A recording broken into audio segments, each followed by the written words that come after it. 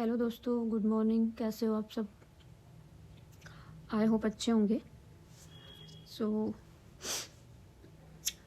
मेरे रिश्ते को लेके मैंने आज एक फ़ैसला लिया है, इसलिए मैंने ये वीडियो बनाई है। कल मैंने इंस्टाग्राम पे एक वीडियो डाली थी कि जिस इंसान के साथ हम रह नहीं पा रहे हैं या फिर रिश्ता मजबूत जिसके साथ नहीं हो पाया 11 साल में, तो क्या उससे डिवोर्स लेना चाहिए या फिर और मौके देने चाहिए। तो उस पर ज़्यादातर कमेंट यही थे कि अलग होना चाहिए, नहीं रहना चाहिए। तो वो कोई वजह नहीं है कि लोगों ने ऐसा बोला इसलिए मैंने ये फ़ैसला किया है। मेरी भी मर्ज़ी है और घर वालों से भी बात हो रही थी काफ़ी दिन से इस मैटर पे। सो फाइनली मैंने ये फ़ैसला किया है कि मुझे डिवोर्स फाइल करना है। ज़्यादातर लोग पता है यही सलाह देते हैं कि डिवोर्स मत दे, मेंटेनेंस ले ले और इसी रिश्ते में पड़े रहो दोनों। कभी आगे जाके सब ठीक होगा तो ठीक है, वरना देख लेना। मुझे तो ये बताओ, ज़बरदस्ती रिश्ते में भी पड़े रहें, लेकिन उसका मतलब उसके दिमाग में मेरे दिमाग में कहीं ना कहीं तो ये तो रहेगा कि वो मेरी वाइफ है, वो मेरा हस्बैंड है, तो वो मेरे खिलाफ चीज़ें ढूंढेगा, मैं उसके खिलाफ चीज़ें ढूंढूंगी, हम लोग एक साथ रहने लायक है नहीं। दूसरी बात, क्यों पड़े रहें किसी के लिए? जब अलग ही रहना है तो फिर ढंग से अलग रहो ना, आज़ादी से तो जियो कम से कम। मैं तो ये सोच रही हूँ। और कल कुछ बात हो गई थी फ़ोन पे, उसके बाद तो मैंने पक्का ही डिसाइड कर लिया कि अब डिवोर्स ही देना है। मुझे नहीं रहना अब इस रिश्ते में, फालतू में नहीं लटकना। कल ये बात हुई थी कि हमारी परसों किसी को बीच में लेके फ़ोन पे उसके दोस्त को ये बात फाइनल हुई थी कि ठीक है मैं बच्चों का खर्चा दूंगा और रूम रेंट या फिर मतलब मैं बच्चों को संभालूंगा। तो हमने कहा ठीक है। मैंने उसको फ़ीस के सारे स्क्रीनशॉट भेजे कि मैंने इतने पैसे दे दिए हैं और ये फ़ीस है। कोई रिप्लाई नहीं है। फिर माही को बात करनी थी तो उसका फ़ोन बंद था, तो ये रिप्लाई आया कि बेटा मैं स्विच ऑफ था मेरा फ़ोन, सुबह में मतलब सुबह जब भी टाइम लगे मेरे से बात करना। मैंने जो फीस वाला डिस्कस किया उसका कोई रिप्लाई नहीं है। तो कल शाम को मेरी मम्मी ने मुझे बोला कि बेटा पता नहीं, वो तो पैसे इतना आसानी से देने वाला है नहीं, बोल लेता है लोगों के सामने पर कुछ नहीं करेगा वो तेरा। तो तू एक काम कर, जो पैसे हमने दे रखे हैं तो वो पैसे उससे ले ले, कि मम्मी ने अपने पैसे मांगे हैं। मतलब मेरे पापा 4 साढ़े 4 साल हो गई डेथ हुए पापा की, तो उनके पैसे मिले थे, तो वो उसमें से हमने 8,80,000 मेरे हस्बैंड को दिए थे। वो इसलिए मैंने लिए थे मम्मी से और इसलिए रख रखे थे ताकि सेफ रहें, क्योंकि मम्मी उस टाइम ऐसे ही उड़ा रही थी, लोगों को दे रही थी फालतू में, तो हमने लिए थे वो ताकि बचे रहें पैसे। अब उस पैसे के लिए उसने कल सीधा मना कर दिया, बोल मुझे किसी ने कुछ नहीं दिया, मेरे गहने लेके चली गई है तू। तो भाई गहने किसके हैं? गहने तो मेरे हैं, तेरे बच्चे मेरे पास हैं, तो गहने भी मेरे पास ही होंगे। अगर तू ये गहने बीच में ला रहा है तो ठीक है, वो तो मेरे पास ही रहेंगे, उन पे तो हक ही मेरा ही है। दूसरी बात, मम्मी के पैसे हैं वो तो तुझे देने पड़ेंगे। तो मना कर दिया साफ। तेरी मम्मी को बोल कमाएगी और खाएगी, मेरे से क्या मांगते? मुझे तो ऐसे ही झुटक रखा है तुम लोगों ने, मांग मांग के। हमने क्यों मांग मांग के झुटक रखा है भाई? है क्या तेरे पास कुछ? मेरी मम्मी तो तेरे बच्चे पाल रही है, तो कैसे बोल देता है तू कि मेरी मम्मी को तू देता है पैसे और तब उसका घर चल रहा है? तेरे बच्चे तो मम्मी पाल रही है और मुझे आज तक पाला वो अलग। तुमने क्या किया हमारे लिए? घर भी नहीं है, मकान भी नहीं है तेरे पास मुंह देने के लिए, रिश्तेदारियों में घूमता फिर रहा है तू। घर होता तो घर में जाके बैठता अपने में। तो तुमने क्या किया है? और घर में जितना सामान है ना आज तक, छोटी से लेके बड़ी चीज तक, मेरी मम्मी ने किया है मेरे लिए, तेरे लिए नहीं किया। तेरे लक्षण तो ऐसे हैं कि तुझे कोई भीख भी ना दे, पर मेरे लिए किया है कि ये दुखी ना रहे। और सब कुछ है मेरे पास आज, तूने छोड़ दिया तो भी सब कुछ है क्योंकि मम्मी ने किया मेरा। वो जो सामान लुधियाना से लाई हो ना, वो ऐसे ही नहीं लाई। 11 साल बर्बाद किए मैंने मेरे तेरे पीछे। मेरी माँ ने तेरा घर भर रखा है, तू भी बोलता है क्या? घर बना और अपने घर में रह, और कितने दिन लोग। चलो कोई नहीं, वो लड़ाई की बातें अलग है। अभी घर से मम्मी आएगी और मैंने बुलाया उसको कि मम्मी मेरे को इस आदमी से थोड़ा एकदम अलग करवाओ प्लीज़, मुझे नहीं रखना इसको ज़िंदगी में बिल्कुल भी। देखो, वो चाहता है कि ये मर जाए गाँव में जाके, सीधा बोलता है कहीं भी मर, और मरने के लिए गाँव में भेजा है सीधे। मेरे पास रिकॉर्डिंग पड़ी है बहुत सारी उसकी। मैं तो नहीं कहती कि तुम मर, वो खुद कहता है कि तुम्हें मेरे पैसे चाहिए इसलिए तुम चाहती हो कि मर जाए, फिर हम इसके पैसे ले लें। मत दे पैसे, तूने खुद बोला था कि मैं बच्चों को पैसे दूंगा, वरना मैंने आज तक मांगे नहीं तेरे से।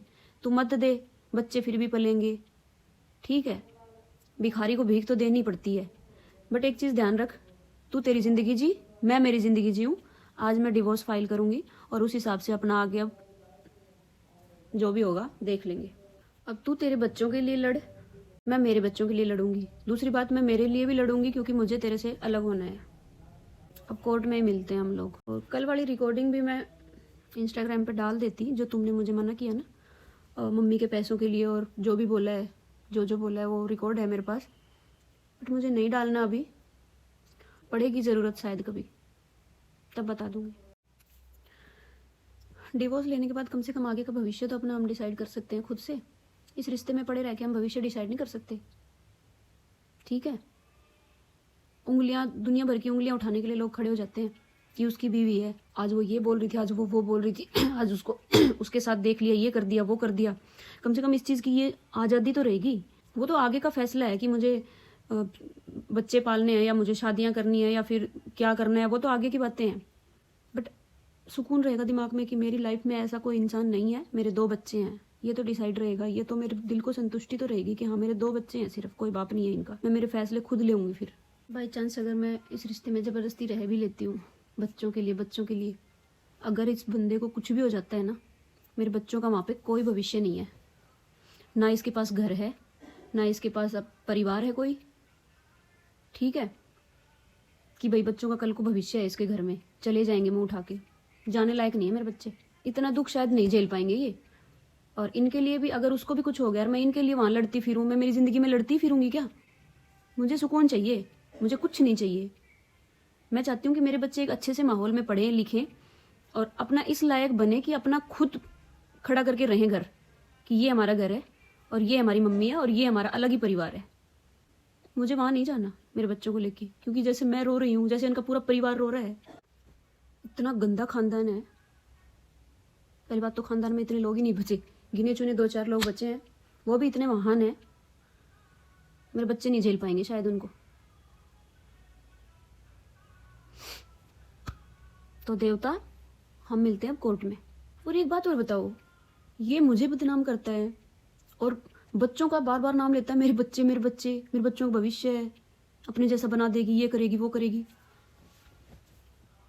मुझे बदनाम करने से तेरे बच्चों की बदनामी नहीं होगी। ये दिमाग से इतने स्ट्रांग नहीं है और नहीं ये बनेंगे, क्योंकि ये बिना बाप के बच्चे रहेंगे, कि ये इतनी चीजें झेल पाएंगे जो तुम कर रहे हो।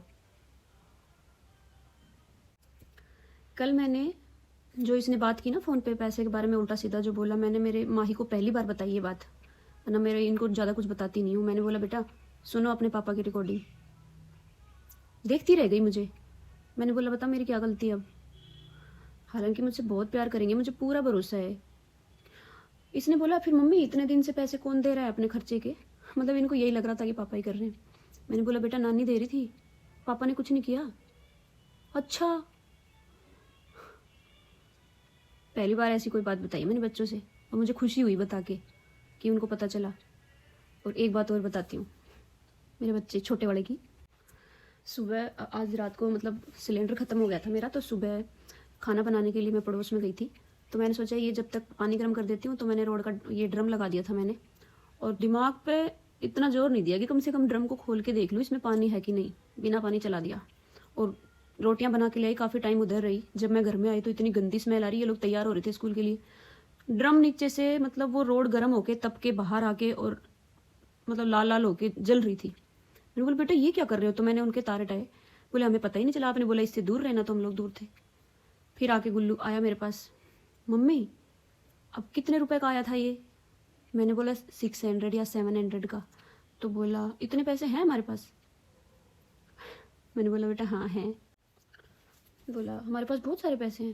मैंने कहा बहुत सारे नहीं है, नानी से ले लेंगे, वो ला देगी। तो नानी के पास बहुत सारे पैसे हैं।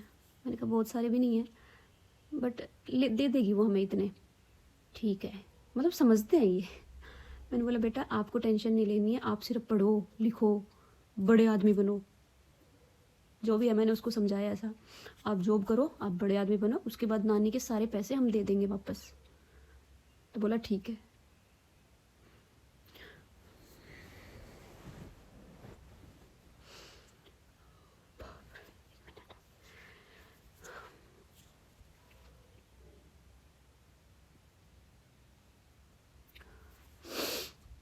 समझते हैं बच्चे। इस दुनिया में मेरे पास 2 बच्चे हैं जिनसे मैं बहुत प्यार करती हूँ, और इस प्यार का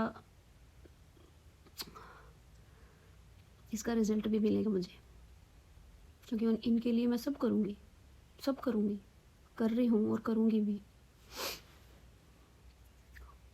बच्चे धीरे धीरे बड़े हो रहे हैं, मुझे कुछ बताने की ज़रूरत नहीं है, अपने आप चीज़ें समझते हैं। क्योंकि कल जब मैं फ़ोन पे बात कर रही थी तो बाद में मेरे को बताया कि मम्मी गुल्लू आया था मेरे पास और बोल रहा था मम्मी पापा से बात कर रही है, ऐसे ऐसे उल्टा सीधा बोल रहे हैं दोनों। पता नहीं कब सुन के चला गया, बिना बताए सब पता है। बहुत प्यार करती हूँ मैं मेरे बच्चों से, अब और भी ज़्यादा करती हूँ। अभी वैसे भी मैं लेट हो रही हूँ, 10:30 से ऊपर टाइम हो गया है और मम्मी आने वाली है, हम लोग जाएंगे।